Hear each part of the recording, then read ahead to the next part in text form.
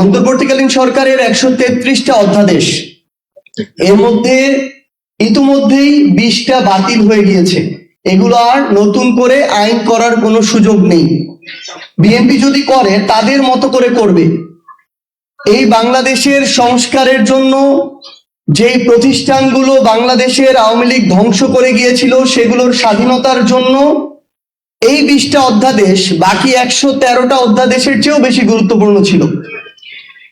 তার মানে শুধুমাত্র একটা অভ্যুত্থানের প্রেক্ষাপটের পূর্বে এবং পরে বিএনপি, জনাব তারেক রহমান কিংবা তাদের নির্যাতিত নেতাকর্মীরা বাংলাদেশের যে সংস্কারগুলো চাইতো, যেই প্রতিষ্ঠানগুলো দ্বারা তারা জুলুমের শিকার হয়েছিল, যেই প্রতিষ্ঠানগুলোকে তারা স্বাধীন সার্বভৌমভাবে চলার আকাঙ্ক্ষা পোষণ করেছিল, তারা ক্ষমতায় আসতে না আসতে ওই প্রতিষ্ঠানগুলোকে আবার তাদের মতো করে চালাতে চায়, ওই প্রতিষ্ঠানে আবার সরকারি দলের ছড়ি ঘুরাতে চায়।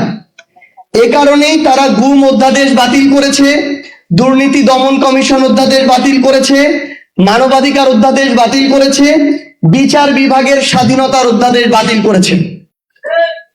আরেকটা গুরুত্বপূর্ণ বিষয় হচ্ছে, দুঃখজনক হলে এটাই সত্য যে বিএনপি তাদের জায়গা থেকে ক্ষমতায় এসেছে আওয়ামী লীগের ভোটের মাধ্যমে। তাদের সাথে একটা আওয়ামী লীগের অলিখিত চুক্তি ছিল।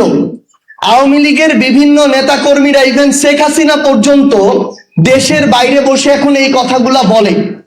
তো এর মধ্য দিয়ে এখন সবচেয়ে বড় যে সমস্যাটা হয়েছে আমার জুলাইয়ের যোদ্ধাদের, শহীদ পরিবারদের, যে অভ্যুত্থানের পরে এই নতুন সরকারটা যখন গঠন করলো, তারপর থেকে আমরা দেখতে পেলাম সেই অলিখিত চুক্তির কারণে যারা ওই জুলাই যোদ্ধাদের উপরে অভ্যুত্থানের সময় আক্রমণ করেছিল, যারা আমাদের শহীদ ভাইদের হত্যার জন্য দায়ী, তাদের অনেক দাগী আসামিরা এখন জামিন পেয়ে যাচ্ছে।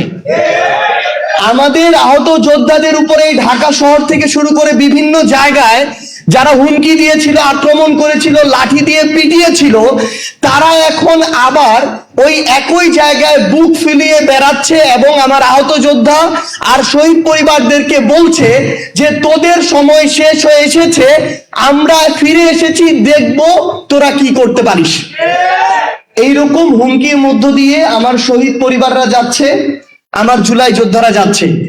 আমরা বিএনপিকে আহ্বান করব যে আপনারা যদি আপনাদের জায়গা থেকে মনে করেন যে আপনারা বিরোধী দলের কবর খুঁড়বেন, আবার নিজেরা সংসদীয় স্বৈরতন্ত্রের পথে হাঁটবেন, তাহলে মনে রাখবেন ওই কবরের আপনাদের জায়গাটা হবে সবার আগে। এবং শহীদ পরিবার এবং আহত যোদ্ধাদের সর্বশেষ একটা কথাই বলবো যে আপনারা দয়া করে কোনো কিছুর বিনিময়ে, কোনো কিছুর বিভিন্ন ধরনের তারা তাদের জায়গা থেকে আমরা দেখাচ্ছি, আপনাদেরকে আশা দেখাচ্ছে, লোভ দেখাচ্ছে, দয়া করে এগুলোর বিনিময়ে বিভাজিত হয়ে সামগ্রিকভাবে আপনাদের যে আকাঙ্ক্ষাটা, এটাকে ক্ষতিগ্রস্ত করবেন না। কারণ এই আকাঙ্ক্ষা যদি ক্ষতিগ্রস্ত হয়, বাংলাদেশ ক্ষতিগ্রস্ত হবে, আর বাংলাদেশ ক্ষতিগ্রস্ত হলে আপনিও বাংলাদেশের অংশ, আপনিও এটা হবেন। আমরা আপনাদেরকে কোনো দলের ব্যানারে দেখতে চাই না।